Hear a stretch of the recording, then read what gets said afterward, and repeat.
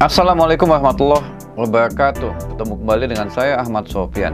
Kali ini ada playlist baru atau topik baru yang ingin saya sampaikan kepada para peminat hukum pidana, yaitu tentang hukum pidana internasional. Jadi saya telah menyiapkan 4 video untuk materi hukum pidana internasional kali ini. Yang pertama, kita akan nanti pada hari ini kita akan membahas tentang pengertian dan ruang lingkup ya hukum pidana internasional. Kemudian pada sesi kedua kita akan bicara tentang subjek, objek, dan asas-asas hukum pidana internasional. Kemudian pada pertemuan ketiga kita akan membahas kasus-kasus hukum pidana internasional yang pernah diadili dan pernah dihukum. Dan yang keempat adalah kita bicara tentang hukum acara yang dipergunakan pada pengadilan internasional atau International Criminal Court yang ada di Den Haag ya. Nah, kita masuk kepada pertemuan pertama ya. Pertemuan pertama kita bicara tentang pengertian, ruang lingkup, termasuk nanti juga saya akan bicara tentang tentang sumber hukum pidana internasional yang dipergunakan ketika ada tindak pidana internasional. Jadi, kalau kita lihat sejarah ya, kenapa ada hukum pidana internasional? Apa bedanya dengan hukum pidana nasional? Apa bedanya dengan hukum pidana transnasional? Jadi kalau kita lihat hukum berdasarkan lokus, hukum pidana itu 3 menurut ilmuwan ya, yang membaginya itu. Pertama adalah hukum pidana nasional, yang kedua hukum pidana transnasional, dan yang ketiga adalah hukum pidana internasional. Agak berbeda memang ketiga hukum pidana ini, dan hukum pidana transnasional itu dia memang lebih dekat kepada hukum pidana nasional. Itu hanya menyangkut soal teritorial. Nah, kalau kita bicara tentang hukum pidana internasional ini, kalau kita lihat latar belakangnya kenapa sampai ada, ini tak terlepas dari terjadinya serangkaian perang ya. Serangkaian perang ini kadang-kadang antar suku saling bunuh-bunuhan. Jadi suku yang satu menyerang suku yang lain. Suku yang diserang itu dimusnahkan, ya, orangnya dimatikan. Kalau ada wanita, wanitanya diperkosa. Kalau ada harta bendanya diambil. Nah, ini dianggap sebagai sebuah kekejaman terhadap manusia. Kemudian, setelah adanya perang antar suku, dan kalau kita lihat sekarang masih terjadi tuh perang antar suku. Kemudian, agresi negara yang kuat masuk ke negara lain, masuk ke teritorial negara lain, menundukkan negara lain, dan dikuasai negara tersebut. Dalam rangka agresi tersebut, mereka menggunakan kekuatan senjata. Ya, dan negara yang ditaklukkan tersebut ternyata juga sebagian ada yang orang-orang atau pemimpin-pemimpin atau warga sipil juga jadi korban. Kemudian yang ketiga, latar belakang berikutnya adalah perang. Ya, terjadi antara negara yang kuat dengan negara yang lemah, atau antar negara yang kuat dengan negara yang kuat, antara negara maju dengan negara maju, dalam rangka menunjukkan dominasi senjatanya, dominasi ekonominya. Karena itu, 3 aspek inilah yang membuat seorang ilmuwan hukum ya, namanya Hugo Grotius, lalu mengembangkan konsep tentang hukum pidana internasional. Dia meletakkan dasar-dasar hukum pidana internasional pertama sekali ya, Hugo Grotius ini. Kalau kita baca dalam beberapa literatur ya, literatur yang dikembangkan untuk pertama kali mengkritik atau memberikan rasa prihatin beliau terhadap situasi ini ya, pernah diterbitkan dan beberapa kali diulasnya. Dan dalam buku-buku terbaru, dalam buku-buku hukum pidana internasional, baik yang ditulis oleh ilmuwan-ilmuwan di Indonesia maupun luar negeri, pandangan Hugo Grotius ini masih relevan untuk dipertimbangkan. Ada 3 pandangan kritis beliau terkait dengan kemunculan hukum pidana internasional. Pertama, menurut beliau, mereka yang melaksanakan perang untuk menang atau dengan niat yang jahat atau niat yang tidak benar layak untuk dituntut.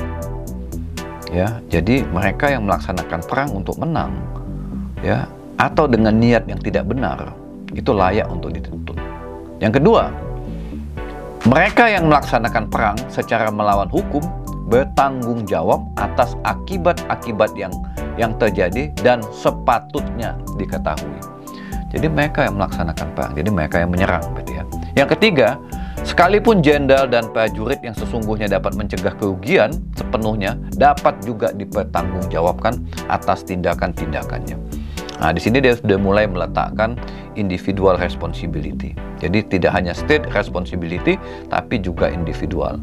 Jadi jenderal, prajurit yang melakukan perbuatan yang tidak bisa dipertanggungjawabkan itu juga layak dituntut.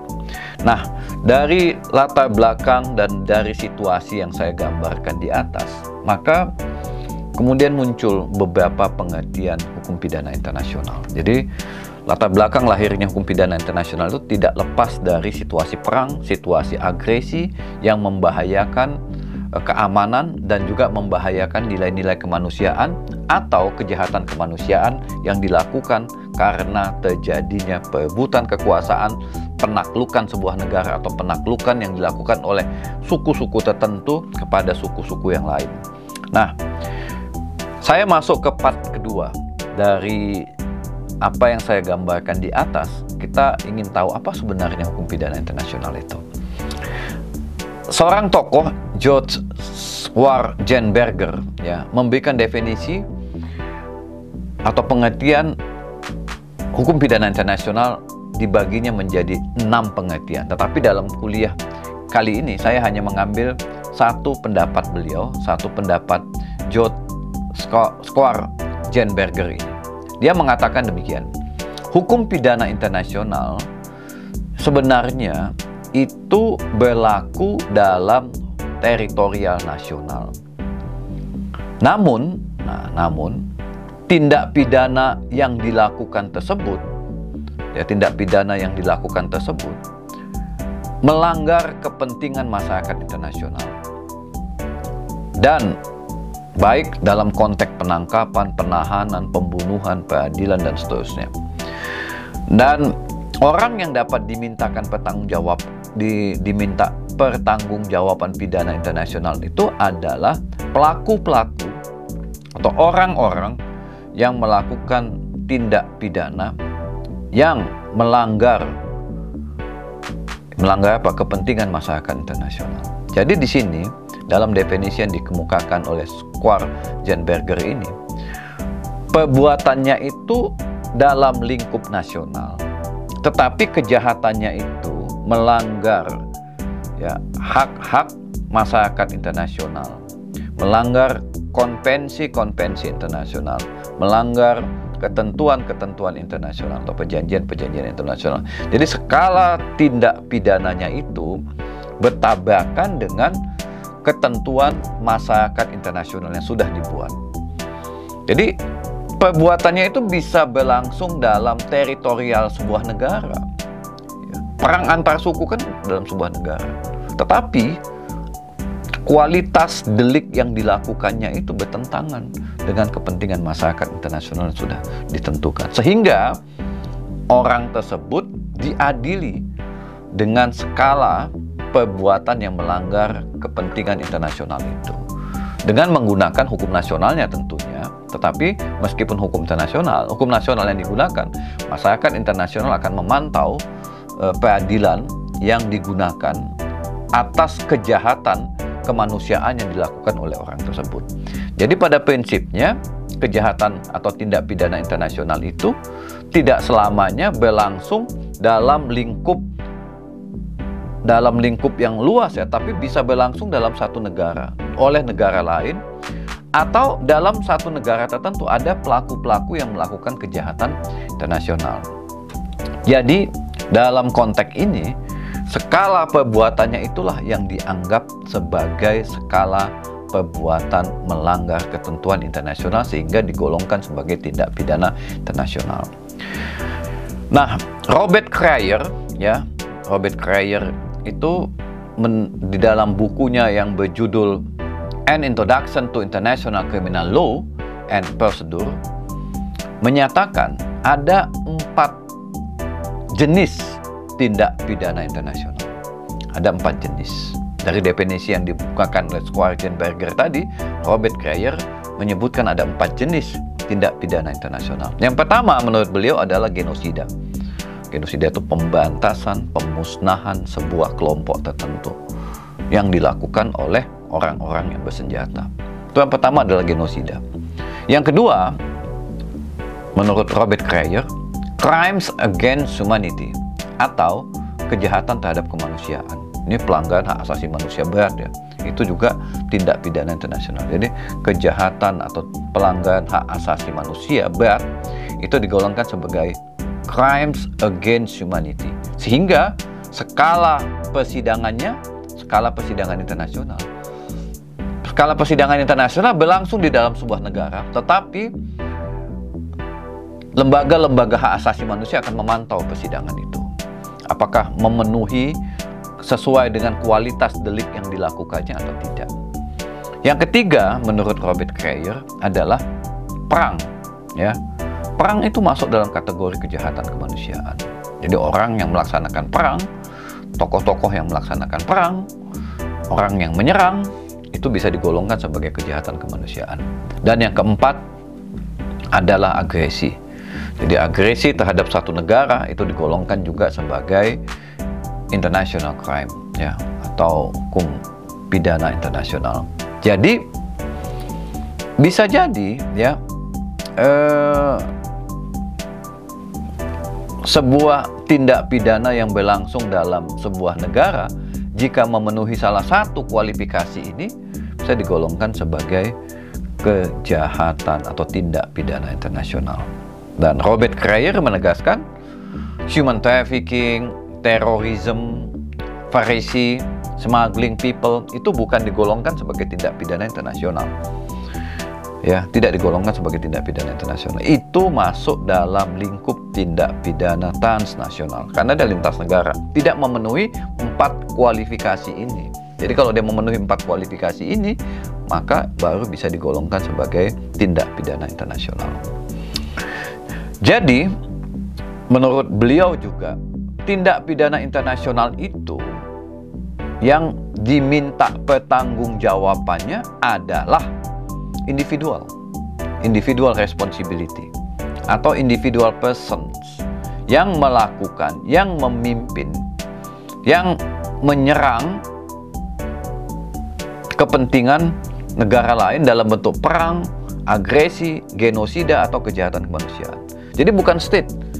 Jadi subjek hukum internasional itu menurut Robert Kreyer bukan state, tetapi individu-individu yang melakukan penyerangan itu.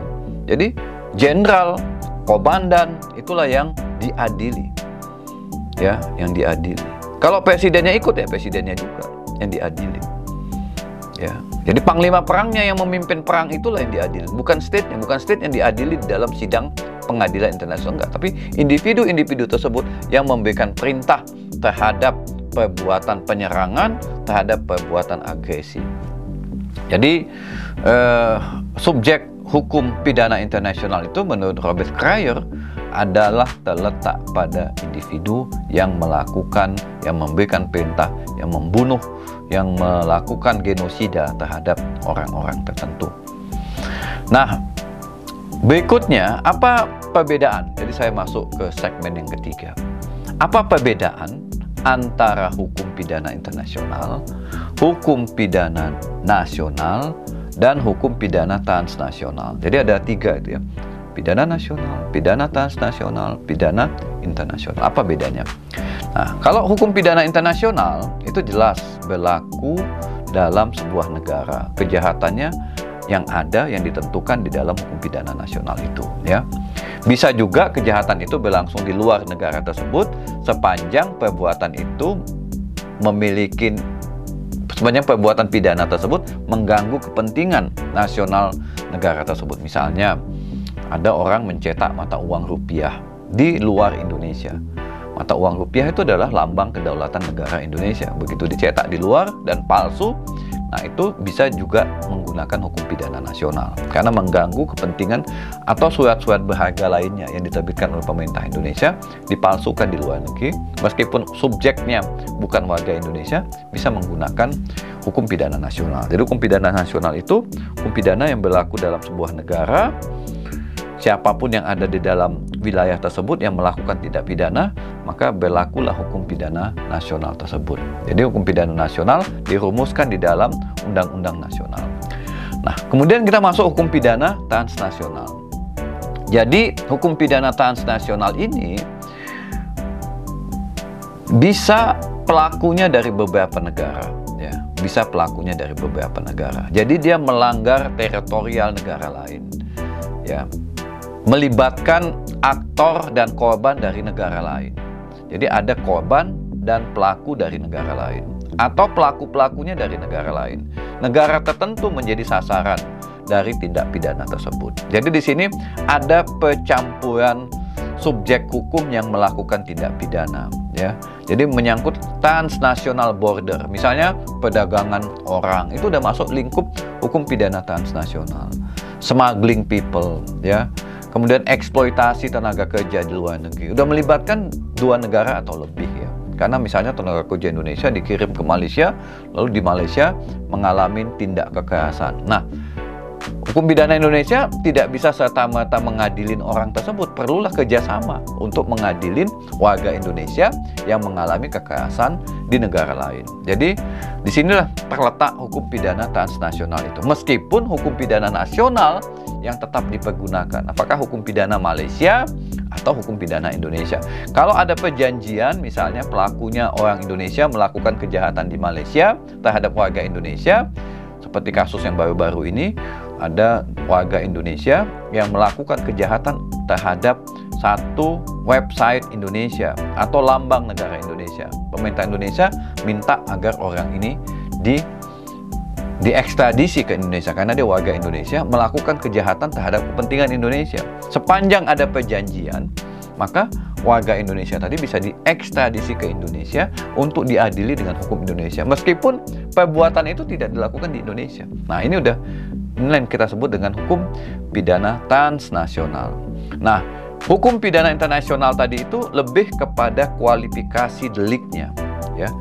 4 delik yang disebutkan oleh Robert Kreyer tadi, ya, bisa berlangsung dalam satu negara, bisa juga antar negara. Yang penting kualifikasi deliknya memenuhi 4 atau salah satu dari 4 itu, maka itu digolongkan sebagai hukum pidana internasional.